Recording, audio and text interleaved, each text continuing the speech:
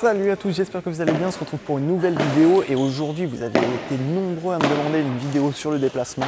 Donc aujourd'hui on va améliorer son déplacement au BAD. C'est parti. Juste avant que la vidéo démarre, je vous rappelle qu'avec mon équipe, on organise un stage en Thaïlande en août 2024 pour tous ceux qui souhaitent réellement progresser, augmenter leur classement et voir le badminton d'une autre manière. Toutes les informations sont dans la description ou alors juste là-haut pour la vidéo de présentation qu'on a faite. Allez, je vous dis bon visionnage et à tout à l'heure. Alors pour améliorer son déplacement au BAD, vous connaissez tous le traditionnel shadow. Alors le shadow, ça va être ce qu'on appelle un déplacement sans volant. Donc vous allez simuler des déplacements vers l'avant, vers l'arrière.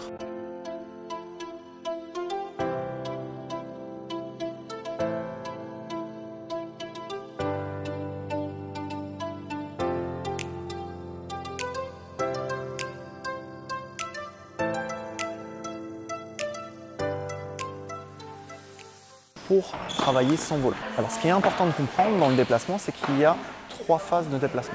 La reprise d'appui, le déplacement et le replacement. Je vais faire une série de 3 vidéos sur le déplacement. Donc là, on va parler d'un point de vue général du déplacement. Ensuite, je ferai une vidéo sur la reprise d'appui et sur les 3 types de déplacement.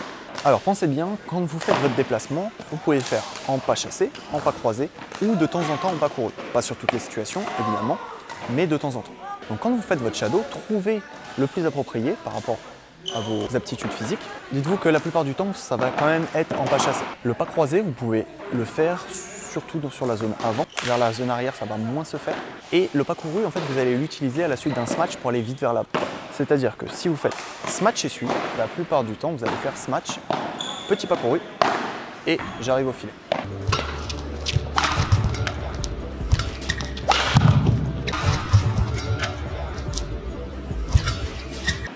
Ça va être le seul cas où vous allez utiliser le pas couru. Après, il y a forcément des joueurs qui vont utiliser un petit peu le pas couru, mais la majorité du temps, ça va être pas chassé ou pas croisé. Ok, maintenant, comment améliorer son déplacement? Donc, vous allez pouvoir faire du shadow classique, sans volant, mais vous pouvez aussi faire du shadow feed, c'est-à-dire un déplacement sans volant, un déplacement avec volant. Ça, c'est vraiment le tout départ, la base. Voilà, donc si vous prenez ce genre d'exercice et l'exercice qu'on a fait avant, donc le shadow, donc en gros, le shadow feed, c'est le mélange des deux. C'est-à-dire que vous allez faire un déplacement dans le vide. Donc là, pour l'exercice, vous pouvez faire un déplacement au filet côté coup droit, puis ensuite un volant envoyé en filet côté revers. Avec Mehdi, on va vous montrer comment on se déplace. Évidemment, il n'y a pas de loi universelle. Comme je vous disais tout à l'heure, c'est en fonction de vous. Nous, on va vous montrer comment on se déplace, donc en pas chassé, en pas croisé et un petit peu en pas couru. Et après, à vous d'adapter en fonction de vos aptitudes physiques pour que vous soyez le plus efficace possible. Là, quand on parle de déplacement, le plus efficace possible, ça va être un déplacement le plus rapide. Donc regardez, dans un premier temps, pour le fond de court côté coup droit. Donc il y a 3 types de déplacements. Il y a le premier, ce qu'on appelle l'osso chinois. Donc ça, c'est plutôt quand on va intercepter les volants. Ensuite, le deuxième, lui, c'est le saut pivot, quand on décide de se matcher et d'aller vite vers l'avant. Ensuite, voilà, quand on est dans le retard, et bien là, on va ouvrir la jambe et le prendre en étant bien équilibré. Donc après, côté revers, c'est la même chose. 3 types de déplacements. Soit le saut d'interception en saut chinois, soit le saut pivot. Donc ça, c'est vraiment celui que vous allez utiliser le plus, le saut pivot. Ou alors, quand vous êtes dans le retard, vous acceptez le retard et vous le prenez en revers. Dans ce cas, vous allez vous retourner et être dos au filet. Voilà, après pour les déplacements au filet, ça reste classique, soit pas chassé fente, soit pas croisé fente. Si vous allez vite au volant et que vous êtes bien placé avant de frapper, c'est un déplacement efficace. Si en revanche, avant de frapper, vous êtes déséquilibré, vous prenez toujours le volant en retard, eh bien il va falloir travailler ces déplacements. Ensuite, il y a autre chose pour travailler ces déplacements. Il n'y a pas que le shadow, évidemment, ce serait dommage. Parce que c'est vrai que ça peut être redondant, ça peut être un petit peu lourd de faire constamment du shadow pour améliorer ses déplacements. Vous pouvez aussi faire du travail hors terrain pour améliorer son explosivité, pour améliorer sa qualité de pied. Donc là, pareil, on va vous donner 2 petits exercices pour améliorer sa qualité de pied et son explosivité.